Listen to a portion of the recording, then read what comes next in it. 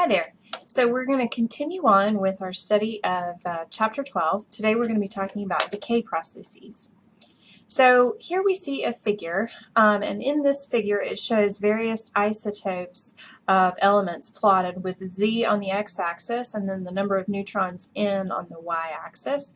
And this is a scatter plot showing whether or not, first of all, if it's stable, that's shown in the blue. You can see it's kind of a narrow little band here, or what kind of decay it might undergo. Now we mentioned that there's alpha decay, beta decay, and gamma decay, and you'll see that there's beta electron decay here, where it emits an electron, beta positron, and emits a positron, or it undergoes what's called electron capture, which we'll talk about today, or alpha decay. You'll notice gamma decay isn't really on there because these are the decays listed that actually cause it to change what sort of element it is. So those are the ones that are listed. So you can see that the blue circles are the stable nuclei that we've seen that forms basically a line. And above that line you have neutron-rich nuclei, and that means they undergo beta decay. Below the line they're proton-rich nuclei. They emit a positron or electron capture, which we'll talk about. And then furthest below the line the nuclei are just too big, and so they emit an alpha decay. Now we're going to talk about the various reaction mechanisms for the natural forms of radioactive decay in this lecture. So I want to remind you that conservation laws have to be obeyed for all sorts of radioactive decay. And those conservation laws are as follows. First of all, energy must be conserved. So energy can be converted, however, in one form or another. So for example, if something undergoes decay, it can lose mass energy, okay, and gain kinetic energy. Or if you have nuclei going through fusion, which we might talk about later, then you have, say, for example, kinetic energy converted into binding energy or mass energy. So, but either way, energy has to be conserved. It can be exchanged from one form to another, but it must be conserved. Second of all, momentum must be conserved. We'll see that specifically with alpha decay that we'll talk about, where you have a nucleus that's basically at rest that decays into two different particles that kind of fly off. And so the momentum to the left has to equal the momentum to the right, and so on and so forth. Angular momentum must also be conserved. This is most important when you're considering the total spin angular momentum of your nucleus before the decay, and that it has to be the same, the total angular momentum has to be the same, but it can convert from spin into spin and orbital angular momentum after the decay, okay? Next, charge has to be conserved. We've talked about how something can change from a proton into a neutron, but if that has to happen, the charge has to go somewhere, and so it can occur via positron emission or something like that. Next, the total number of nucleons must be conserved. So a proton could convert into a neutron or vice versa, but you have to have the same number of total protons and neutrons before as after the reaction. Okay, so let's get into some specifics.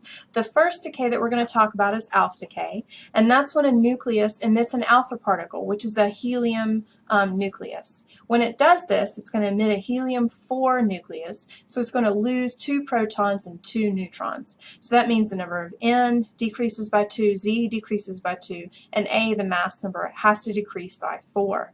Now, when you write out nuclear reactions, you write them similar to the way that you write chemical reactions. So you put the chemical symbol for the element, and usually the mass number, so you indicate the isotope up in the upper left hand as a superscript.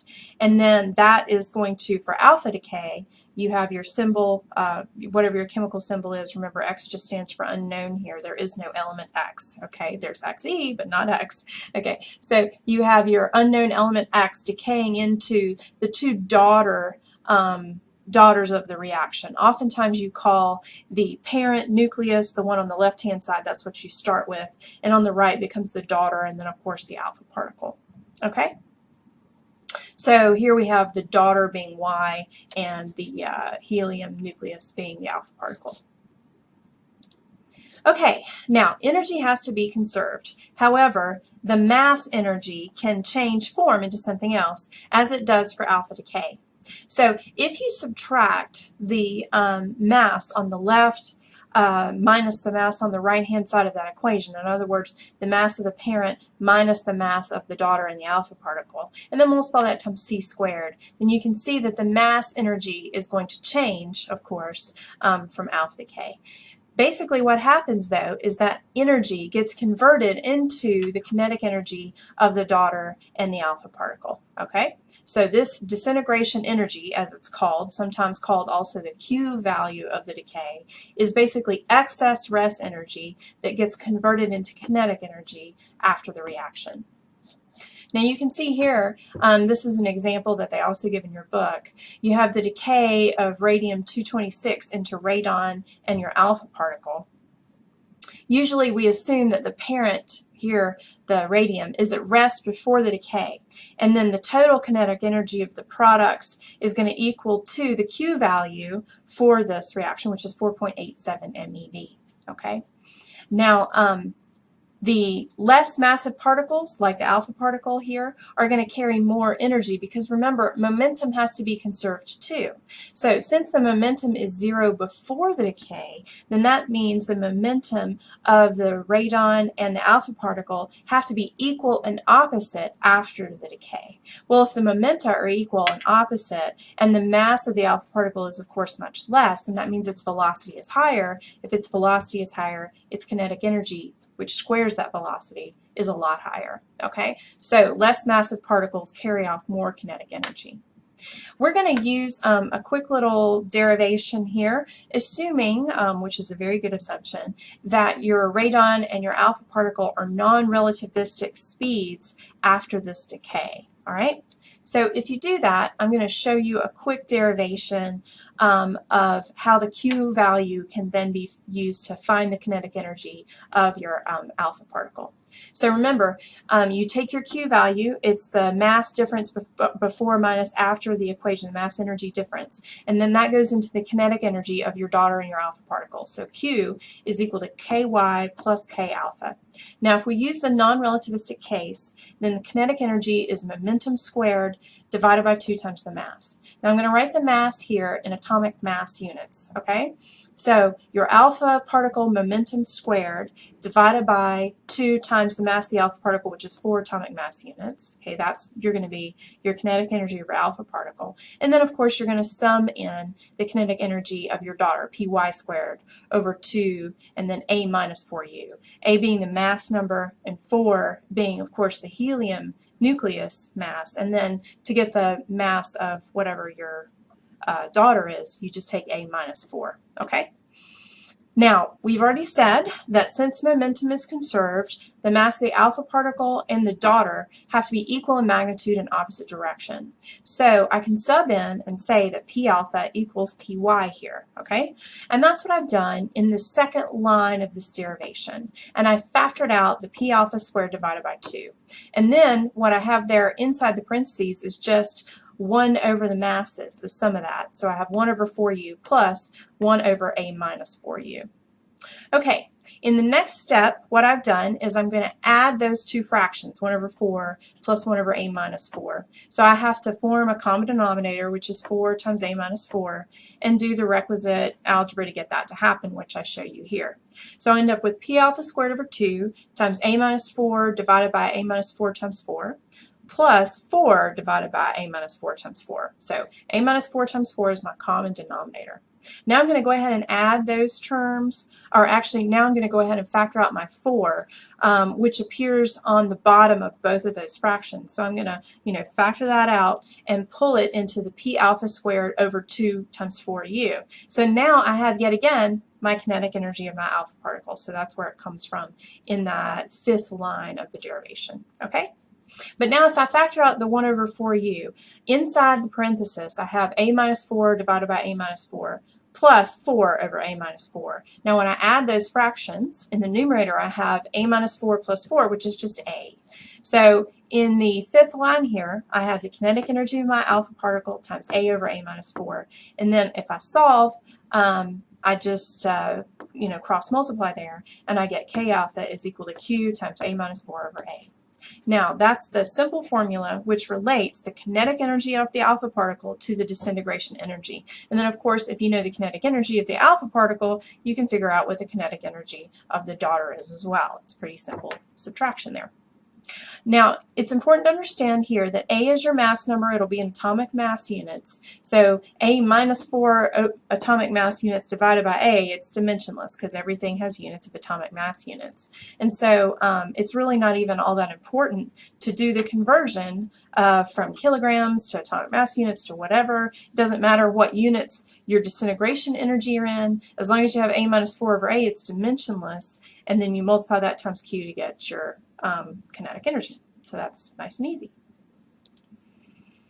Experimental observations of alpha particle energies show a number of discrete energies instead of a single value, which means that the daughter is going to probably be left in an excited quantum state, so not all of that energy might be available as kinetic energy. So that's something to bear in mind. Sometimes you put your nucleus in an excited state, your daughter in an excited state, and so it's basically sort of inelastic. Not all of it goes into kinetic energy. Some of it might go into later a photon, for example, when that daughter nucleus decays to the ground state. Also, if you ever solve for any of these Q values and you get a negative Q value for that reaction, then what that means, a negative Q value indicates that the proposed decay does not occur spontaneously. Basically, it would mean that the mass of the daughter and the alpha particle is greater than the original mass of your nucleus, and that's not going to happen spontaneously. You'd have to, excite it or accelerate it, give it kinetic energy, or, excite it in a collision or something to give it the requisite energy that it would need to form and break off that alpha and daughter. There's some discussion in your textbook that you should read. I'm not going to go into it in too much detail in this lecture, but basically in alpha decay, what you can model it as the alpha particle, the helium nucleus, tunneling through a barrier. Now, we discussed quantum tunneling in Modern 1, which is, of course, the prerequisite for this course. So make sure that you read that section and you can understand the quantum tunneling aspect. I might ask you a question about it on the homework, but since it is something that we covered last semester, I'm not really going to waste too much time on it in an online lecture here. And, of course, you're free to ask me any questions that you like about that. But to sum up, basically, you have this strong force, nuclear force potential that the alpha particle is bound by, and then it comes up on this side, has to tunnel through that potential in order to escape the nucleus, which it does. So that's the model for alpha decay. So let's move on to beta decay. During beta decay, what happens is the daughter nucleus has the same number of nucleons as the parent, okay? So this is unlike alpha decay, where you lose 4 nucleons to the alpha particle that goes off somewhere. In this case, the daughter is the same number of nucleons, but the atomic number gets changed by 1, okay? So here, for example, we have our parent with mass number A, symbol X, has Z protons, and then it can decay, converting a neutron to a proton, adding a proton so it becomes Z plus 1, and then to conserve charge, for charge to be conserved, that has to emit an electron, okay? Because Z plus 1 minus 1 gives you Z again, so that charge is then conserved, okay? Now, you can also have beta decay where you have your parent with mass number A, proton Z, decaying into a daughter that has Z minus 1 proton. So a proton is lost and converted into a neutron. If the proton is lost from the daughter, then to conserve charge, a positron must be emitted, okay? Now, if you look at just that simple setup, beta decay is not completely described by these equations, okay? And we'll get into why in just a second. And I'd also like to say that since there's 2 different kinds of beta decay, one where an electron is emitted and one where a positron is emitted, we call these beta minus and beta plus decays. So the emission of the electron or positron is from the nucleus, okay? The nucleus contains protons or neutrons, but the process occurs when a neutron is formed into a proton or a proton changes into a neutron.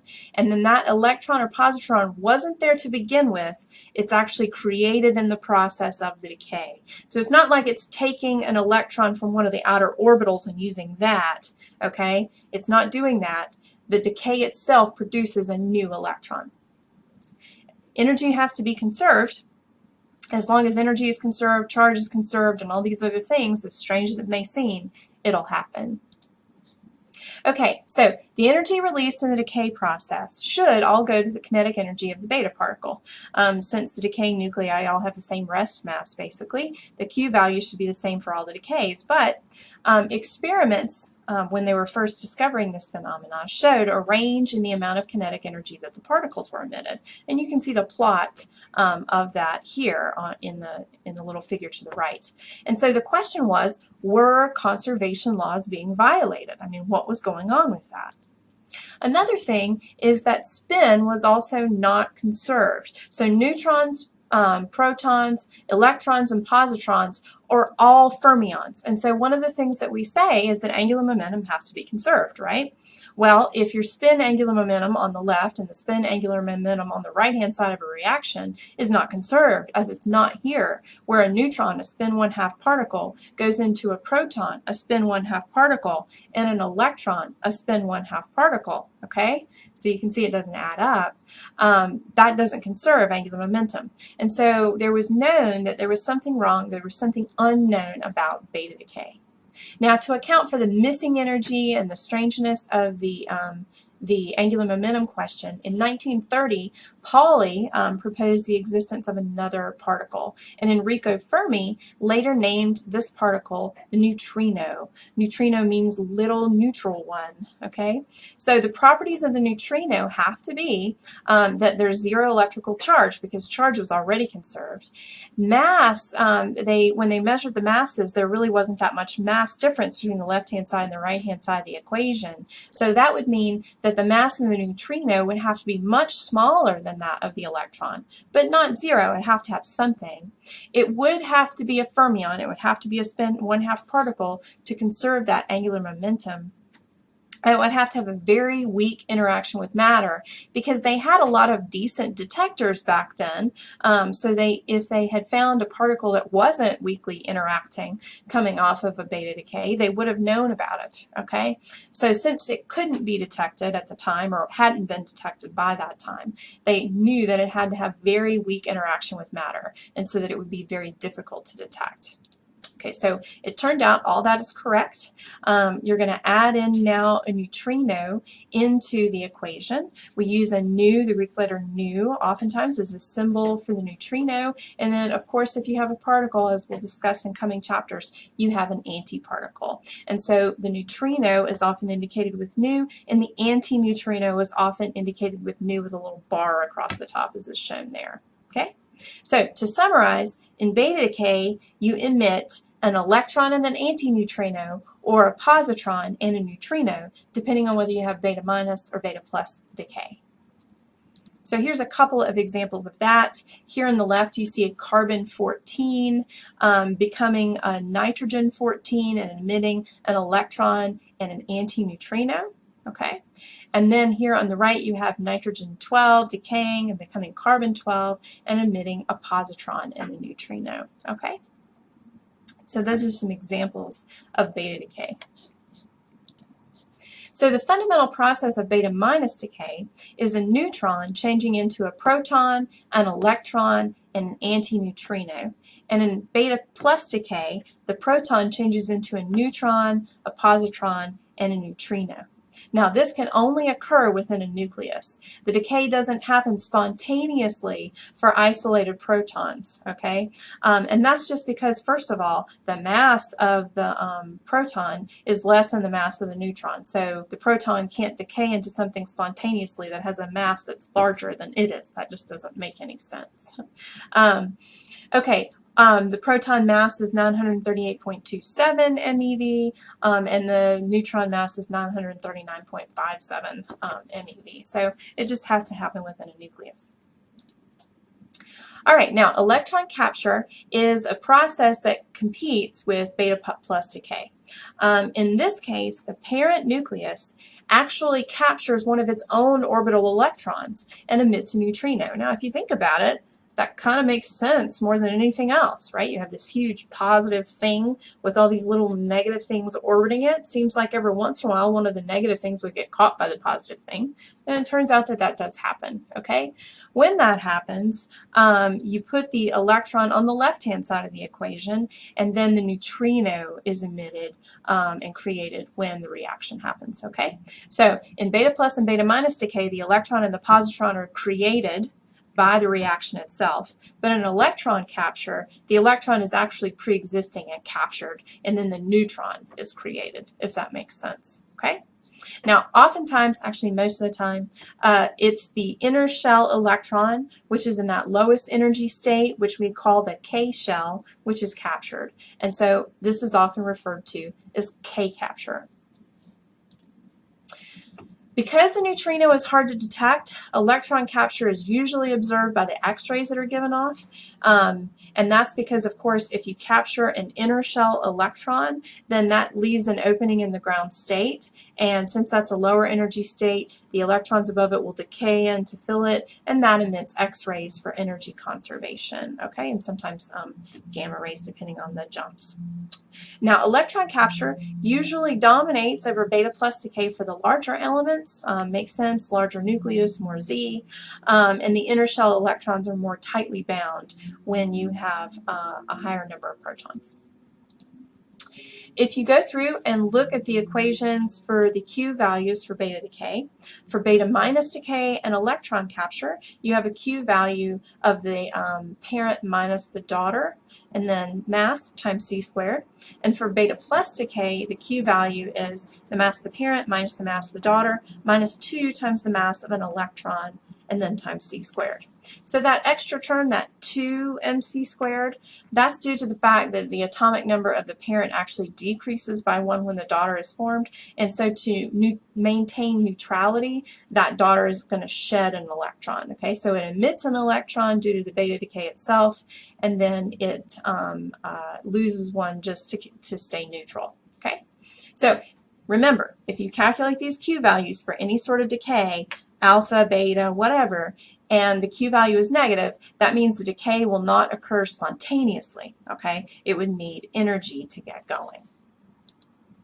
Finally, we move to gamma decay. Gamma rays are given off when an excited nucleus decays to a lower energy state, and the decay occurs by emitting a high energy photon called a gamma ray photon. Lots of times the asterisk after the chemical symbol indicates an excited state of a nucleus. So here we have X star yielding X plus a gamma ray, okay? The typical half-life is pretty short, only a few nanoseconds for these nuclei to stay in these excited states. So, for example, as an example of decay sequence, the first decay here for boron 12 is when it decays into carbon 12, which is much more stable. And that's beta decay. But when the beta decay happens, it leaves your carbon-12 nucleus in an excited state, and then gamma rays are emitted to get the nucleus out of that excited state, okay? So if you have a radioactive source, sometimes it'll be listed on the source. For example, if you buy a radioactive source for a physics experiment or something, it'll list beta, comma, gamma. That means that it's going to go through beta decay, and then after that it will go through gamma decay. So a radioactive source could emit gamma radiation and another form of radiation as well. So to summarize, here's a table from another textbook showing you the alpha decay, beta decay, electron capture, and gamma decay possible pathways, and how you would write those nuclear reactions out. Okay, so this summarizes all the nuclear reactions that can occur for natural radioactive elements. So natural radioactivity, these are unstable nuclei that are found in nature, all right? You can also produce radioactive material. So for example, smoke detectors use radioactive material that's produced in a lab, mass produced in a lab for your detector pleasure, okay? So for example, there's 3 series of natural radioactivity that are left over from the formation of the Earth, and they all have half-lives of a few billion years: uranium, actinium, and thorium, okay? And then there's some radioactive isotopes that aren't part of a decay series.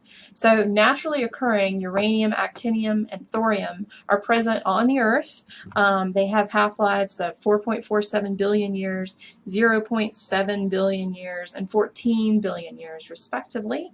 And they all end up at lead.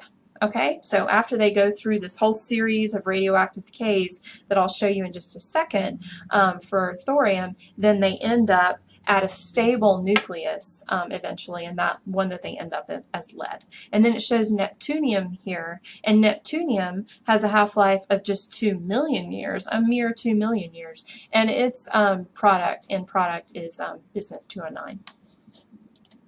So what can happen is if you look at a plot of Z versus N, you have your naturally radioactive material. Here we have thorium. And then it goes through a series of steps where it's trying to get to a stable state, and along the way it'll go through various kinds of radioactive decay to get to that stable state. So it'll emit an alpha particle, and then an electron, and then another electron, and alpha, alpha, alpha, alpha. Alpha, that's 4 alphas, right? And then an electron, and then there's 2 possibilities, either an alpha and it's done, or an alpha and an electron and then it's done. So it goes through this whole series of steps, ending with a stable isotope of lead-208. So it's the gift that keeps on giving. I mean, you have radioactivity in the beginning. Every step along the chain, you have some half-lives here. Each one of these has its own half-life. So we'll have radioactive material around for a nice long time, I guess, is the message, take-home message.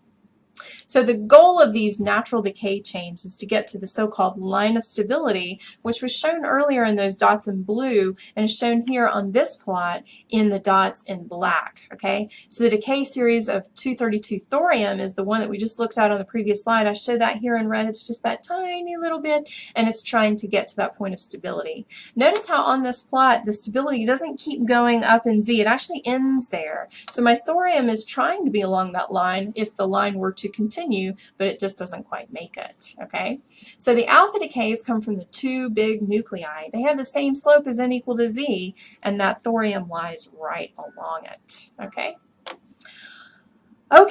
so that finishes off chapter 12. I hope you found this interesting, and please let me know if you have any questions.